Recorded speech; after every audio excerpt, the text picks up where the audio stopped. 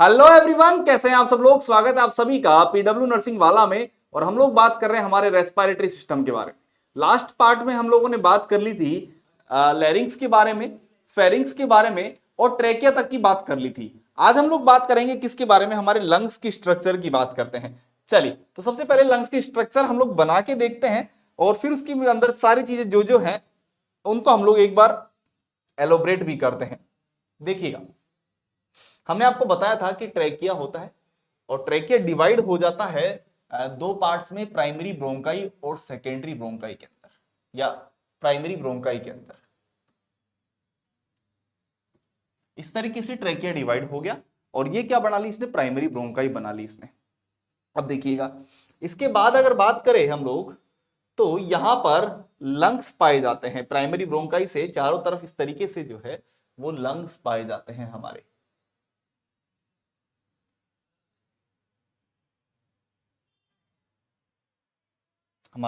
Lungs पाए जाते हैं।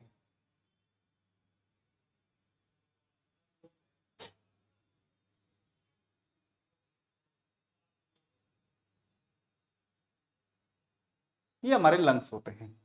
आप सोच रहे होंगे सर एक लंग्स तो बड़ा है और एक छोटा है, तो बिल्कुल सही है। राइट लंग जो होता है वो बड़ा होता है, बॉर्डर होता है और लॉन्गर होता है, जबकि जो लेफ्ट लंग है वो शॉर्टर होता है। तो पहला मैंने क्या बताया, देखिएगा, ये हमारा राइट लंग है, ये हमारा राइट लंग है, जबकि ये हमारा कैसा है, लेफ्ट लंग है। जो लेफ्ट लंग है वो शॉर्टर होता है, छोटा होता है,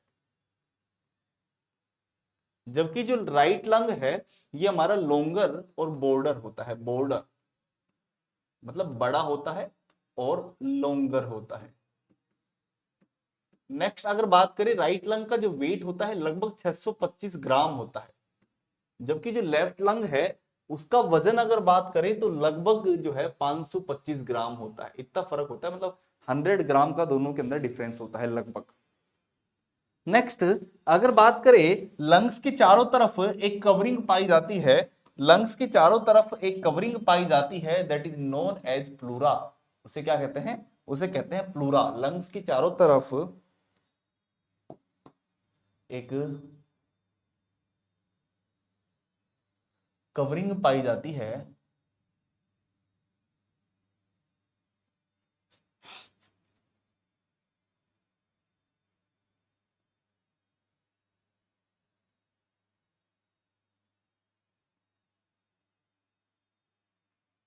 इस कवरिंग को कहते हैं प्लूरा। क्या कहा जाता है इसे, प्लूरा कहा जाता है, प्लूरल के, इसे कहते हैं प्लूरा। प्लूरा एक डबल कवरिंग होती है, मतलब ये दो लेयर्स की बनी होती है। प्लूरा की जो आउटर लेयर है, जैसे मान के चलिएगा ये प्लूरा है हमारी, जैसे प्लूरा का मान लीजिए मैंने एक पार्ट काट लिया, ये वाला पोर्शन काट लिया और अब मैं इसको इधर इंडिकेट कर रहा हूं आप लोगों को, ध्यान रखिएगा। प्लूरा एक डबल लेयर होती है जिसके अंदर दो लेयर्स होती है इस तरीके से। Pleura is A double layer structure. कैसी लेयर होती है, प्लूरा एक डबल लेयर स्ट्रक्चर होती है जिसमें outer pleura is known as parietal pleura. Outer pleura को क्या बोलते हैं, parietal pleura. And the inner pleura is known as visceral pleura. आंतरिक जो इनर जो लेयर होती है इसको बोलते हैं विसरल प्लूरा।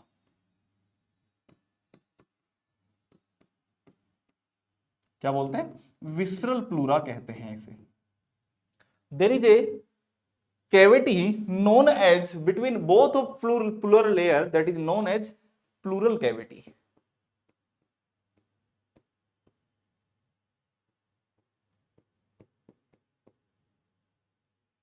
और यहां पर इन लेयर्स के बीच में एक फ्लूइड भरा होता है, that is known as pleural fluid. इन लेयर्स के बीच में एक फ्लूइड भरा होता है और उस फ्लूइड को कहते हैं प्लूरल फ्लूइड। फ्लूइड को क्या कहते हैं, प्लूरल फ्लूइड।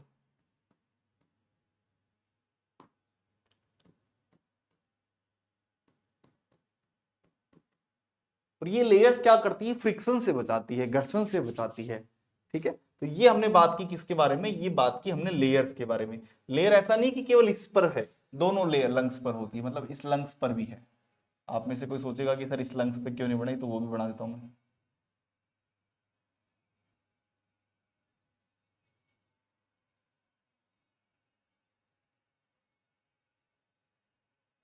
जो लेयर है वो दोनों लंग्स पर है, दोनों लंग्स पर होती है लेयरिंग। अब आगे बात करते हैं, देखिएगा जो आपका जो आपका लेफ्ट लंग है, इसके अंदर एक दरार पाई जाती है, एक फिसर पाया जाता है, एक दरार पाई जाती है, एक फिसर पाया जाता है, जो इस लंग को दो भाग में बांट देता है, एक सुपीरियर पार्ट, एक इन्फीरियर पार्ट।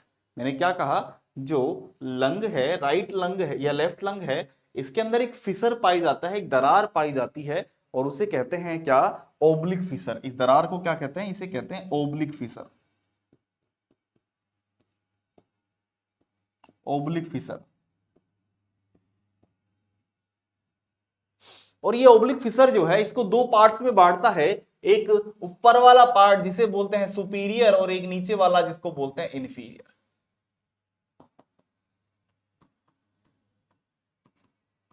एक सुपीरियर पार्ट और एक बोलते हैं इन्फीरियर पार्ट।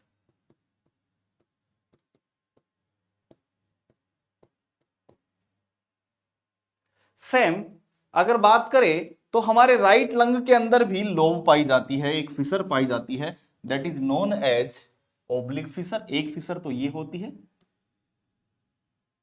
ओब्लिक फिसर, और एक और फिसर होती है that is known as horizontal fissure, जिसे क्या कहते हैं, हॉरिजॉन्टल फिसर। तो दो फिसर पाई जाती है, एक तो ये हो गई और एक ये हो गई। तो टोटल फिसर कितनी होती है, टोटल अगर बात करें हम लोग लेफ्ट राइट लंग के अंदर, तो दो फिसर होती है। The one is oblique fissure, the one is oblique fissure, and the second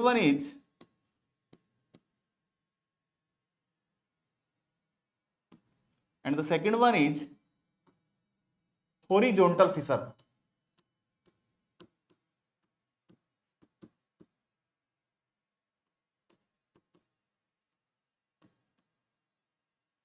horizontal fissure.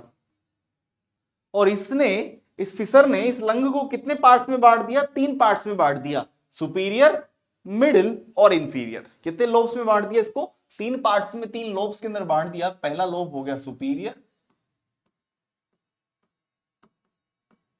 Second one is middle,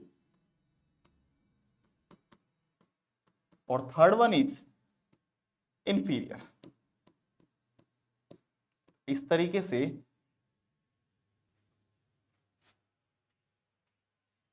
तीन लोब्स में बांट दिया। किसने, इसने इसको तीन लोब्स के अंदर डिवाइड कर दिया लंग्स।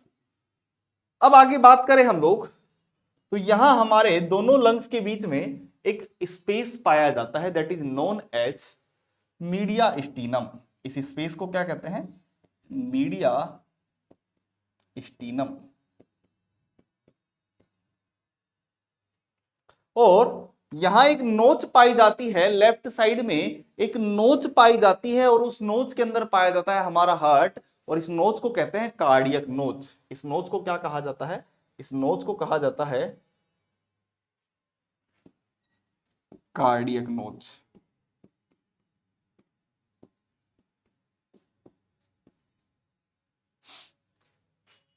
ये मैंने आपको बताया, ये क्या है, प्राइमरी ब्रोंकाई।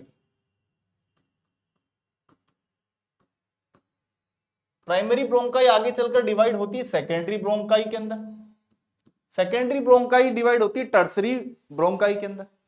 फिर आता है आपका इनिशियल ब्रोंकियोल, फिर आता है आपका रेस्पिरेटरी ब्रोंकियोल, और फिर आता है टर्मिनल ब्रोंकियोल, और फिर आती है लंग्स के अंदर एल्वियोलाई। तो मेरी बात को समझिएगा, मैं क्या कहना चाह रहा हूं। यहां पर आपका प्राइमरी ब्रोंकाई, अब इसके बाद में जो अगला पार्ट शुरू होगा वो होगा सेकेंडरी ब्रोंकाई, सेकेंडरी के बाद में टर्सरी ब्रोंकाई, टर्सरी के बाद में आपका इनिशियल ब्रोंकियोल, इनिशियल ब्रोंकियोल के बाद में रेस्पिरेटरी ब्रोंकियोल, रेस्पिरेटरी ब्रोंकियोल के बाद में आपका टर्मिनल ब्रोंकियोल, और टर्मिनल ब्रोंकियोल के बाद में आपका स्टार्ट हो जाएगा, आपका क्या आ जाएगा, एल्वियोलाई, जो कि structural and functional unit of lungs होती है, एल्वियोलाई। क्या क्या बताया मैंने सर, हमको इतना सारा याद कैसे होगा, आप बताओ। इसको लिख के बताओ। देखो मैंने क्या क्या बताया, क्या क्या जो सिस्टम होता है क्या होता है, ऊपर से लेके पूरा लिखवा रहा हूं मैं। देखिएगा, सबसे पहले इसको हम लोग लिखते हैं रेस्पिरेटरी ट्री। हेडिंग डालिएगा respiratory tree.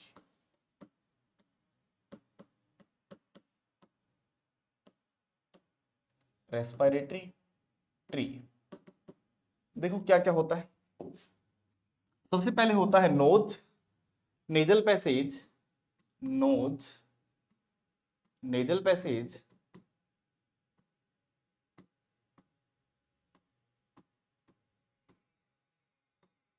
Pharynx, लैरिंग्स,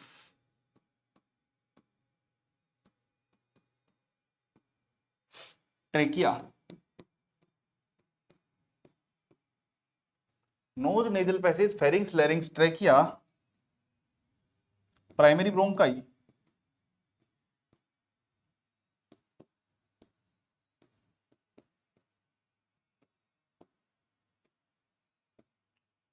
secondary bronchi,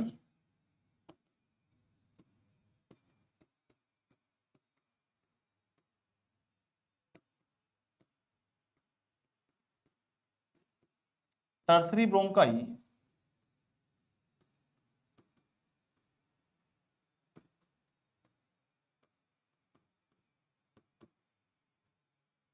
then initial bronchiole,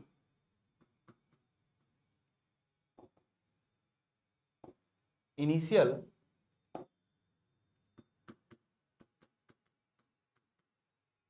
bronchiole,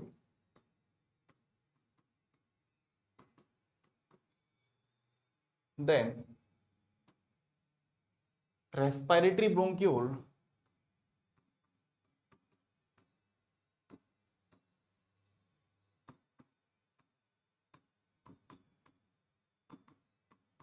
then terminal bronchiole,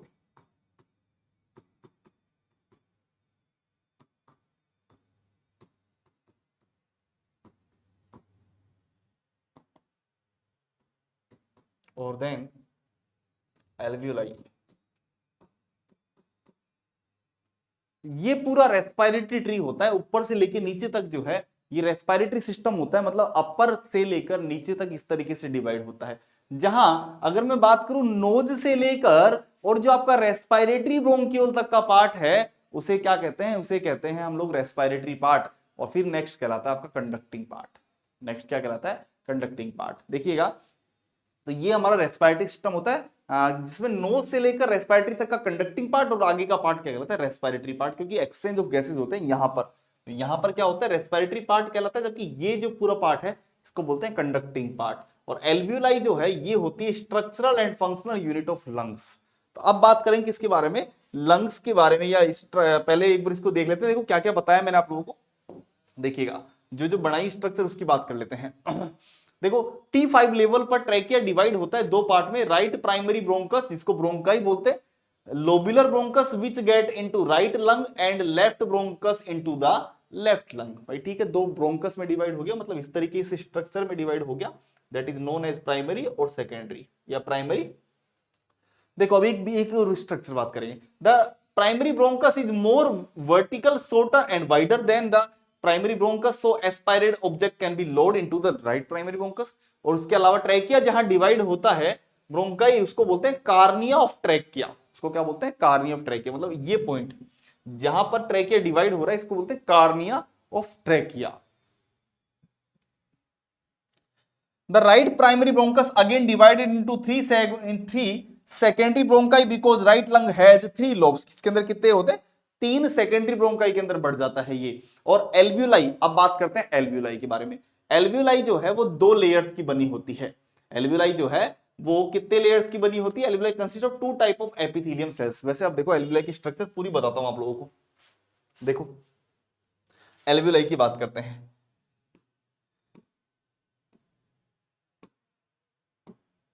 देखो एल्वियोलाई की बात करते हैं,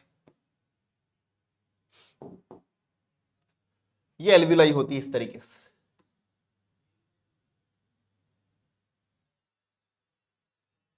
इस तरीके से एल्वियोलाई होती है। एल्वियोलाई की दो कवरिंग होती है।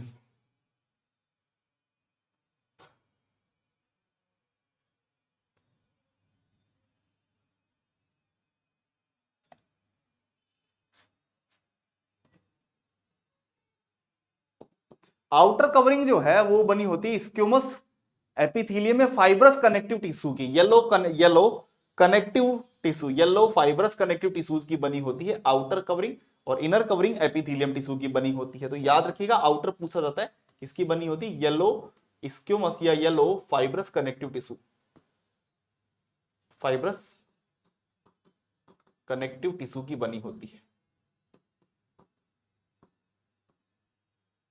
इसके अंदर कुछ सेल्स पाई जाती है, एल्वियोलाई के अंदर कुछ सेल्स पाई जाती है। वैसे तीन तरीके की होती है, लेकिन मेजरली दो तरीके की लिखी जाती है, वैसे होती तीन तरीके की है। देखो यहां होती है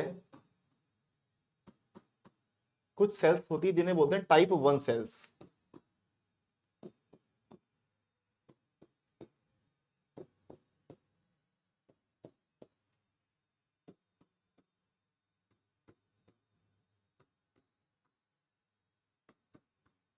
इनको बोलते हैं टाइप 1 सेल्स।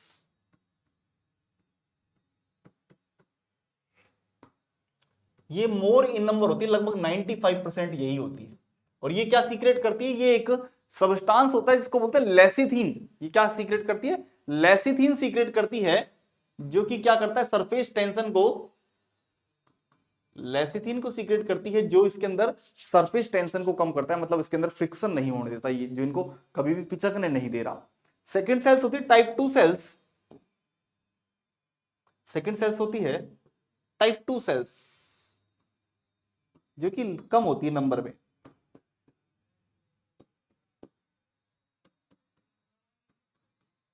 देखिएगा यहां लिखा हुआ भी है, सेकेंड सेल्स जो कि 5% ही होती है। अच्छा, अब पहली सेल्स जो ज्यादा होती है, जो कि एक्सचेंज ऑफ गैसेज में रोल करती है, सॉरी है ना, पहली जो सेल्स होती है टाइप 1 होती है, वो एक्सचेंज ऑफ गैसेज में रोल करती है। जबकि सेकंड जो सेल होती है टाइप 2, ये एक लेसिथिन सीक्रेशन, जो कि किसका? फोस्फोलिपिड का बना होता है, एक सर्फेक्टेंट बना होता है फ्लूइड, और सर्फेक्टेंट जिसको बोलते हैं लेसिथिन। और ये क्या करता है? इनके सरफेस टेंशन ऑफ एल्वियोलार फ्लूइड को क्या करता है? कम करता है, कि भैया आपस में कहीं फ्रिक्शन ना हो जाए। तो याद रखिएगा टाइप 1 जो है ये तो एक्सचेंज ऑफ गैसेज में रोल करती है। टाइप 1 किस में करती है? एक्सचेंज ऑफ गैसेज में, गैसियस एक्सचेंज, गैसियस एक्सचेंज में रोल प्ले करती है खुद का। जबकि टाइप 2 सेल्स जो है ये लेस इन नंबर होती है। टाइप 2 सेल्स जो है, टाइप 2 सेल्स केवल 5% होती है, जो कि क्या करती है? ये लिपोप्रोटीन लेसिथिन का सीक्रेशन करती है। लिपोप्रोटीन लेसिथिन, जो कि क्या होता है? जो कि लंग सर्फेक्टेंट होता है, मतलब इसके जो अगर बात करें कि फ्रिक्शन नहीं होने देता, मान लीजिए पूरी हवा बाहर निकल गई तो ये क्या हो जाएगा? फ्रिक्शन हो जाएगा। तो उस फ्रिक्शन को बचाती है, ये क्या करती है? फ्रिक्शन को बचाती है ये एल्वियोलाई। तो इस तरीके से बात की हमने किसके बारे में? एल्वियोलाई के बारे में। देखो लंग्स के बारे में जो कुछ लिखा हुआ था, जो इतना पढ़ा है, उसके बारे में बात कर लेते हैं। देखो लंग्स जो है वो लगभग बात करेंगे हम लोग, इसके तीन सेपरेट लोब होते हैं। किसके? राइट लंग के, जिसको बोलते हैं सुपीरियर, मिडिल और इंफीरियर, जो मैंने बताया था। लेफ्ट लंग छोटा होता है, स्मॉलर होता है, because heart into left side, heart किधर होता है? लेफ्ट साइड में। और इसकी दो लोब होती है, सुपीरियर और इंफीरियर, ये मैं बात में बता चुका हूं आप लोगों को। द लेयर ऑफ हार्ट की जो लेयर होती है उसको क्या बोलते हैं? प्लूरल मेम्ब्रेन बोलते हैं, जिसमें जो कि प्रोटेक्ट करती है लंग्स को। आउटर प्लूरा को क्या बोलते हैं? Parietal pleura. जबकि इनर को क्या बोलते हैं? इनर को बोलते हैं visceral pleura. Inner layer is known as visceral pleura. और इन दोनों के बीच में जो स्पेस होता है उसे क्या बोलते हैं? प्लूरल कैविटी, जो मैं आप लोगों को बता चुका हूं। Next, the process of gas exchange. अब देखो गैसेस एक्सचेंज दो तरीके से होता है, एक होता है एक्सटर्नल रेस्पिरेशन, एक होता है इंटरनल एक्सपिरेशन। एक्सटर्नल रेस्पिरेशन मतलब exchange of gases between lungs and blood is called external, और ब्लड और उसके टिश्यूज के बीच में जो हो रहा है वो क्या कहला रहा है? आपका इंटरनल रेस्पिरेशन। अब आते हैं रेस्पिरेशन की बात करते हैं। इस रेस्पिरेशन मैकेनिज्म आपको समझाता हूं मैं, पर यहां तक की बात एक बार आप लोगों को पता होनी चाहिए पूरी। हमने क्या क्या बात कर ली यहां पर? हम लोगों ने बात की लंग्स के बारे में, और हमने ट्रेकिया के बारे में, प्राइमरी ब्रोंकाई के बारे में, एल्वियोलाई के बारे में। अब मैकेनिज्म ऑफ रेस्पिरेशन हेडिंग डालेंगे, मैकेनिज्म ऑफ रेस्पिरेशन, जो मैं आप लोगों को अच्छे से समझाऊंगा। Mechanism of respiration.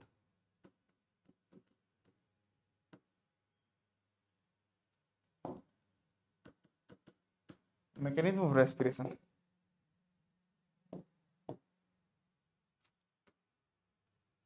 देखो भैया, तीन चार बातें बताता हूं पहले तो आप लोगों को। देखिएगा, पहली बात बता रहा हूं मैं आप लोगों को, जो प्रेशर है, pressure irreversible proportional to volume, volume के अपोजिट होता है। पहली बात, मतलब मैं क्या बोलना चाह रहा हूं कि अगर प्रेशर ज्यादा है, अगर प्रेशर ज्यादा होगा तो भैया वॉल्यूम कम होगी, वॉल्यूम क्या होगी, कम होगी। और भैया अगर वॉल्यूम ज्यादा है, अगर वॉल्यूम मोर है, देन प्रेशर क्या होगा, प्रेशर कम होगा। ये दोनों बातें आपको समझ में आ गई होगी, उम्मीद है पहली बात समझ में आ गई होगी। Pressure is irreversible proportional to volume, pressure जो है वॉल्यूम का इरिवर्सिबल प्रोपोर्शनल होता है। मतलब मैं कहना क्या चाह रहा हूं, जैसे समझिएगा, ये यहाँ कोई हमारा स्पेस है, जैसे मान लीजिए अभी ये स्टूडियो है, इस स्टूडियो में मैं अभी केवल अकेला हूं, तो मान लीजिएगा कि भैया वॉल्यूम जो है, या मैं बोलूं कि प्रेशर, केवल मैं अकेला आदमी तो वॉल्यूम ज्यादा है, वॉल्यूम ज्यादा है भैया, मतलब केवल सिंगल आदमी हूं, और तो भैया प्रेशर किधर होगा, प्रेशर बाहर ज्यादा है, अंदर कम है, अंदर वॉल्यूम ज्यादा है, वॉल्यूम ज्यादा है मतलब प्रेशर क्या है, कम है। तो भैया प्रेशर हमेशा किधर से किधर आता है, हाई प्रेशर से लो प्रेशर की तरफ मूवमेंट होता है। मूवमेंट किधर होता है, याद रखना, एक लाइन ये और लिख लीजिएगा, जो मूवमेंट होता है, जो मूवमेंट होता है वो हमेशा हाई से लो की तरफ होता है। किधर से, हाई टू लो, याद रखिएगा, हाई से लो, मतलब एक तो यहां है और एक प्रेशर ये है, यहां पर वॉल्यूम कम है, प्रेशर ज्यादा है, तो भैया मूवमेंट किधर से किधर होगा, मूवमेंट इधर से इधर। समझ गए बात। चलिए, ये तो पहली बात है। दूसरी बात समझिएगा, हमारी मसल्स की बात करते हैं। ये हमारा वर्टिब्री है, पीछे का वर्टिब्री है, ये आपका स्टर्नम है, ये हमारी रिब्स है,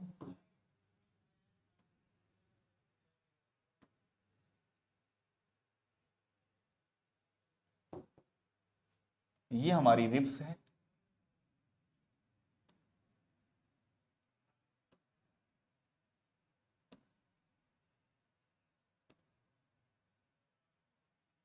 समझिएगा बात को। जैसे मैं इस तरीके से खड़ा हूं, जैसे मैं इस तरीके से खड़ा हूं, तो क्योंकि इसको, ये जो है रिब्स है, इनको बोलते हैं कोस्टल, इनके बीच में जो होंगी उनको बोलते हैं इंटर कोस्टल मसल। भाई इनके बीच में जो मसल्स होंगी उनको क्या कहा जाएगा, इंटरकोस्टल मसल। अब बाहर की तरफ जो होंगी, जैसे बाहर इस तरीके से बाहर की तरफ जो होंगी उनको बोल देंगे एक्सटर्नल इंटरकोस्टल मसल। क्या नाम रख देंगे, बाहर की तरफ जो होगी उसको नाम दे देंगे एक्सटर्नल इंटर कोस्टल मसल, बाहर की तरफ है। और अंदर की तरफ जो होगी, जो अंदर की तरफ होगी उसको नाम दे देंगे internal intercostal muscle, internal inter coastal muscle. इसको बोलते हैं EICM, इसको बोलते हैं IICM। नीचे होता है डायफ्राम हमारा, नीचे क्या होता है, ये होता है डायफ्राम, जो कि कैसा होता है, डोम शेप स्ट्रक्चर होती है। डोम शेप मतलब ऐसा उभरा हुआ होता है, डोम शेप स्ट्रक्चर होती है, और इसके अंदर एक मसल पाई जाती है जिसको बोलते हैं फेनरिक मसल। फेनरिक मसल कहां, डायफ्राम के अंदर एक मसल होती है जिसको बोलते हैं फेनरिक मसल।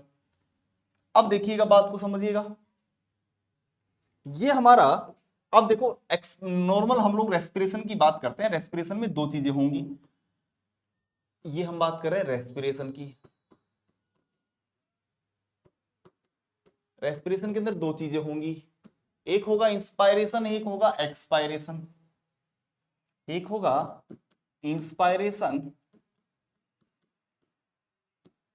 और एक होगा expiration.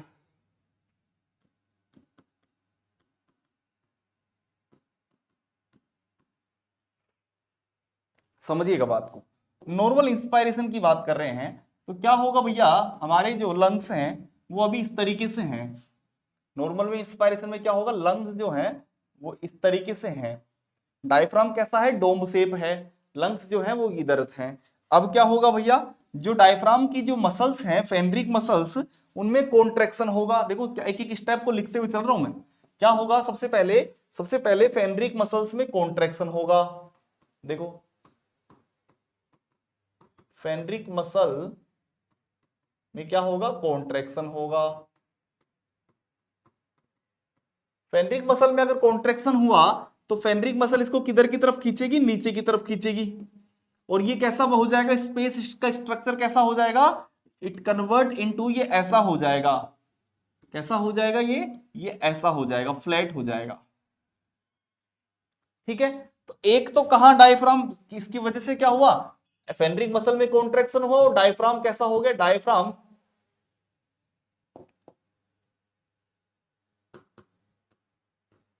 Diaphragm become flat. Diaphragm become flat, कैसा हो गया, डायफ्राम फ्लैट हो गया। एक प्रेशर तो ये लगा। दूसरा क्या होगा, जो एक्सटर्नल इंटरकोस्टल मसल है वो भी इसको बाहर की तरफ करेगी। किधर की तरफ प्रेशर लगाएगी, बाहर की तरफ। देखो लग रहा है ना प्रेशर, तो एक्सटर्नल इंटरकोस्टल मसल भी किधर की तरफ प्रेशर लगाएगी, बाहर की तरफ। लगाया बाहर की तरफ, तो अब देखो प्रेशर लगा तो वॉल्यूम क्या हो गया, वॉल्यूम इंक्रीज हो गया। EICM प्रेशर, EICM समझ गए ना, एक्सटर्नल इंटरकोस्टल मसल ने क्या किया, प्रेशर किधर लगाया, प्रेशर आउटसाइड लगाया। और इसकी वजह से क्या हो गया, इसकी वजह से लंग्स जो है वॉल्यूम इंक्रीज हो गई। क्या हो गई, वॉल्यूम इंक्रीज हो गई। और अगर वॉल्यूम इंक्रीज हो गई तो भैया अंदर का प्रेशर क्या हो गया, अंदर का प्रेशर डिक्रीज हो गया। और अगर अंदर का प्रेशर डिक्रीज हो गया तो हवा किधर से किधर आ गई, एयर जो है मूवमेंट हो गया, फिर air movement from outside to, air move from outside to inside. वापस देखो हमने क्या किया, हमने बताया सबसे पहले फेनरिक मसल में कॉन्ट्रैक्शन हुआ। फेनरिक मसल में कॉन्ट्रैक्शन हुआ तो ये डोम शेप था, पहले कैसा था, डोम शेप, और अब कैसा हो गया, फ्लैट। एक्सटर्नल इंटरकोस्टल मसल ने बाहर की तरफ लगाया प्रेशर। अब देखो फेनरिक मसल में कॉन्ट्रैक्शन हुआ, डायफ्राम फ्लैट हो गया। जो एक्सटर्नल इंटरकोस्टल मसल है उसने प्रेशर लगाया बाहर की तरफ, वॉल्यूम बढ़ गई अंदर की, प्रेशर कम हो गया, और प्रेशर बाहर से हवा किधर आ गई, अंदर। एक्सपायरेशन में क्या होगा, उल्टा हो जाएगा। जो फेनरिक मसल है इसमें क्या हो जाएगा, रिलैक्सेशन, मतलब लंग्स जो है वापस कैसे हो जाएंगे, ऐसे से ऐसे। अभी लंग्स मान लीजिए ऐसे हैं, वापस डोम शेप हो जाएगा लंग्स। ठीक है, अब प्रेशर किधर की तरफ लगेगा, वापस रिलैक्सेशन हो गया तो ऊपर की तरफ गया। और जो ICM है, IICM है, वो प्रेशर किधर की तरफ लगाएगी, अंदर की तरफ। इंटरनल इंटरकोस्टल मसल किसको किधर की तरफ खींचेगी, अंदर की तरफ। और क्या होगा, वॉल्यूम बढ़ जाएगा।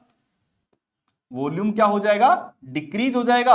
और वॉल्यूम अगर डिक्रीज हो गया तो प्रेशर क्या हो जाएगा, प्रेशर बढ़ जाएगा। और एयर किधर चली जाएगी, air from inside to outside, inside to outside. ये सीधा सा मैकेनिज्म होता है रेस्पिरेशन का। बस इतना शानदार सा मैकेनिज्म, छोटा सा मैकेनिज्म होता है, इसको आप इजीली कर सकते हैं।